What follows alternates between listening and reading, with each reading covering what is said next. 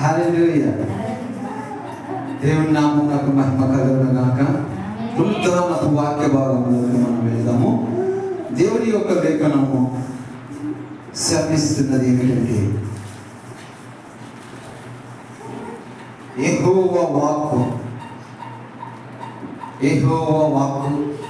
మనము ఆ వాక్కును బట్టి మనం బాగు చేయబడతాము. హల్లెలూయా. దేవుని యొక్క వాక్కు వస్తేనే మనం బాగుపరచబడతాము, బాగు చేయబడతాము. హల్లెలూయా. దేవునికి స్తోత్రం. యాకోబు రాసిన పత్రిక 3వ అధ్యాయము 6వ వచనమును మనము ధ్యానాంశముగా ఈ దినమందు దేవుడు, పరిశుద్ధాత్మ దేవుడు మనతో మాట్లాడునుగాక. హల్లెలూయా. యాకోబు రాసిన పత్రిక 3వ అధ్యాయము 6వ వచనము చదవండి.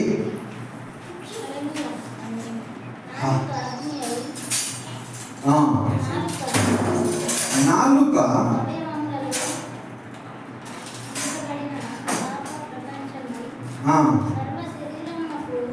సర్వ శరీరమునకును మాలిన్యము కలగజేయుచు ప్రకృతి చక్రమును చిచ్చుపెట్టును. అది నరకము చేత చిచ్చు పెట్టబడును. హల్లెలూయా. మహాపరిశుద్ధుడా పరమ తండ్రి యేసుక్రీస్తు ప్రభువా, నీకే వందనములు, స్తోత్రములు. పరమ తండ్రి, ఈ సమయమందు నాయన ఈ వాక్యమును నా తండ్రి ఆత్మస్వరూపిగా మా మధ్యలో మాకు వెల్లడి చేసి, మీ వినగల చెవులు గ్రహింపగలగల మనసు మాకు అనుగ్రహించి మీరు మహిమ పొందమని యేసుక్రీస్తు అతి శ్రేష్టమైన నామమున ప్రార్థిస్తూ అడుగుచున్నాము తండ్రి. ఆమేన్. చదవండి. హల్లెలూయా. జాగ్రత్తగా మనం లేఖనమును మనం ధ్యానించి, నాలుక అగ్ని అయి మన అవయవములో ఉంచబడిన పాప ప్రపంచమై సర్వ శరీరములకు మాలిన్యము కలగవచ్చు. నాలుక మన అవయవంలో ఉంచబడినది. నాలుక ఒక భాగం. ఆ నాలుక పాప ప్రపంచం. ఎక్కడ పాప ప్రపంచం ఉంటుంది? నాలుక మన అవయవాన్ని పాప ప్రపంచంలోకి నడిపిస్తుంది. నాలుకను మనము స్టీరింగ్గా మనం పెట్టుకోవాలి. స్టీరింగ్ ఎడు తిప్పితే బండి అడిపోతుంది, స్టీరింగ్ ఎడు తిప్పితే బండి అడిపోతుంది. కానీ మన నాలుక ఎడు తిప్పితే మన జీవితం అటు అడుగెత్తుకొని వెళ్ళిపోతుంది. హల్లెలూయా. కాబట్టి మనము నాలుక ఈ దేహానికి అంతటికి ఏందట? స్టీరింగ్. ఈ దేహానికి అంతటికి నాలుకేంది? స్టీరింగ్. ఆ నాలుక ఈ దేహాన్ని మొత్తం పాప ప్రపంచం చేస్తుంది. ఏం చేస్తుంది? పాప ప్రపంచంలోకి వెళ్ళిపోతాం మనం.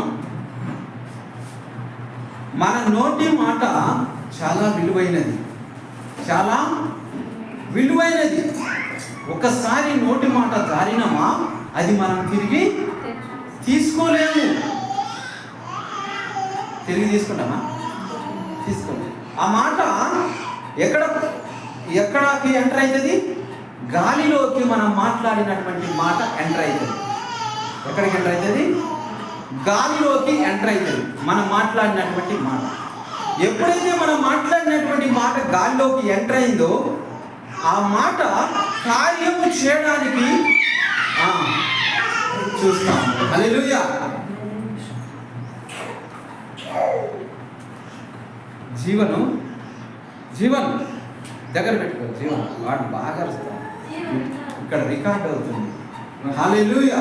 దేవునికి స్తోత్రం. కాబట్టి మనం ఏంది? ఎక్కడున్నాం మనం ఇప్పుడు? గాలిలోకి వెళ్ళిపోయినటువంటి మాట అది కార్యం చేయడానికి అది మనం మాట్లాడిన మాట ఎక్కడ మాట్లాడినామో అక్కడే ఉంటుంది, గాలిలో అక్కడే ఉంటుంది. కానీ మోసకపోయేటోడు ఒకడు ఉంటాడు, ఆ మాటని మోసుకొని పోతాడు. వాడెవడు? దుష్టుడు. ఎక్కడైతే సంచరిస్తూ ఉంటాడు అంటే దుష్టుడు గాలిలోనే సంచరిస్తూ ఉంటాడు. గాలిలో ఉన్నటువంటి మాటను దుష్టుడు ఎత్తుకపోయి ఎక్కడికి తీసుకుపోతాడు? ఆ మాట ఎక్కడికి తీసుకుపోమంటే అక్కడికి తీసుకుపోతాడు. ఎవరి నిమిత్తం అయితే ఆ మాట మాట్లాడబడ్డదో, ఆ మాట గాలిలోకి వచ్చిందో, ఆ మాట అక్కడికి తీసుకుపోతాడు. ఎవరు తీసుకుపోతాడు? దుష్టుడు తీసుకుపోతాడు. దుష్టుడు తీసుకుపోయి ఆ మాటని వారికి వినిపించేటట్లు ఎవరైతే ఆ మాట వారి సహవాసంలో గల వ్యక్తితో ఆ మాటని చెవులో పడింది దుష్టుడు. హల్లెలూయా. అర్థమవుతుందా? కాబట్టి మనం మాట్లాడే మాట ఎవరి వశంలో ఉండాలి?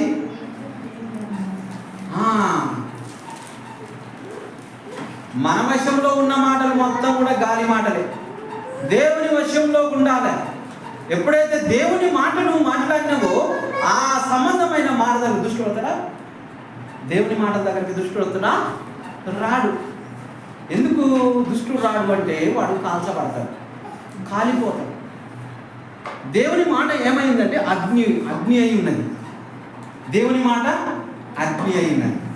కానీ నాలుక మన శరీరంలో ఒక భాగం, అది కూడా అగ్ని అయినా, నాలుక కూడా అగ్ని అయినా. అగ్గిపుల్ల గీకి అరణ్యంలో ఒక కాడ అగ్ని పెడితే ఆ అగ్ని అరణ్యం మొత్తం కూడా కాల్చబడుతుంది. చెత్త ఉంటే మొత్తం కాల్చబడుతుంది. కాబట్టి ఒక మాట నాలుకతో ఒక మాట మాట్లాడితే మొత్తం కూడా అందరి పాప వ్యర్థమైనటువంటి మాట ద్వారా అనేకులు ఏ ఆనందం పొందుతారు? దుష్టానందం పొందుతూ ఉంటారు. వ్యర్థమైనటువంటి మాటల ద్వారా, వ్యర్థమైనటువంటి సావాసం ద్వారా, వ్యర్థమైనటువంటి ఆలోచనల ద్వారా, దుష్ట సంగత్యం ద్వారా వ్యర్థమైనటువంటి ఆనందం పొందుతూ ఉంటారు. ప్రభునందు ఆనందించాలి. మనం ఎక్కడ ఆనందించాలి? ప్రభునందు ఉండి మనం ఆనందించాలి. మన ప్రభు లేకపోతే మన ఆనందము వ్యర్థము. హల్లెలూయా. మనం ఎంత ఆనందించినా మనలో ప్రభు లేకపోతే వ్యర్థం. కాబట్టి ప్రభువు నందు ఉండి మనం ఆనందించినప్పుడు ఆ ప్రభు ఆ ఆనందమును దేవుడు సంతోషిస్తాడు. మీ పిల్లలు నవ్వుతా ఉంటే తండ్రులు నవ్వుతావు. కాబట్టి మన ఆత్మలకు తండ్రి దేవుడు. మనము ఆయన యందుండి మనం ఆనందిస్తా ఉంటే ఆయన కూడా మనతో పాటు ఆనందిస్తాం. హల్లెలూయా. కాబట్టి ప్రభువు ఎక్కడైతే దేవుని వాక్యము వెలువడుతుందో అక్కడ వెలుగు సంచరిస్తాం. వెలుగు సంచరిస్తూ ఉంటే ఆ వెలుగుతో పాటు సైమల్టేనియస్గా అంటే దానికి అనుసరించి ఏమి సంచరిస్తూ ఉంటుంది? వెలుగు దూత, అంటే జ్ఞానం అనే దూత సంచరిస్తాం. ఆ దూత ఎవరైతే జ్ఞానము కావాలి అని జ్ఞానమును అడుగుతారో వారికి జ్ఞానమును దేవుడు అనుగ్రహిస్తాడు.